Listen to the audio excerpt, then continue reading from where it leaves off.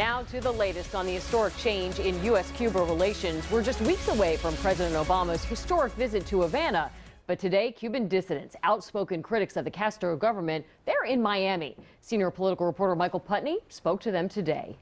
Pro-democracy activists from Havana and Cuban exiles met here at the Casa del Preso, the House of Prisoners, to remind the president they will be watching when he goes to Cuba. We're going to mobilize this community in their support and to show that we stand as one for change, for true change in Cuba.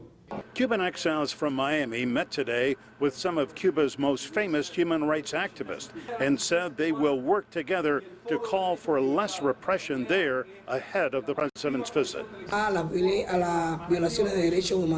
we want a clear message from him. We want him to repudiate the violations of human rights. Berta Soler is the president of the Ladies in White, who march every Sunday in Havana and who are regularly harassed, shoved around, beaten, and detained.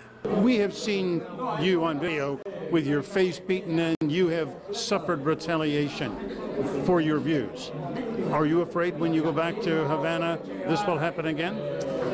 We know always that we are taking a risk, but we are conscious that we need to take that risk.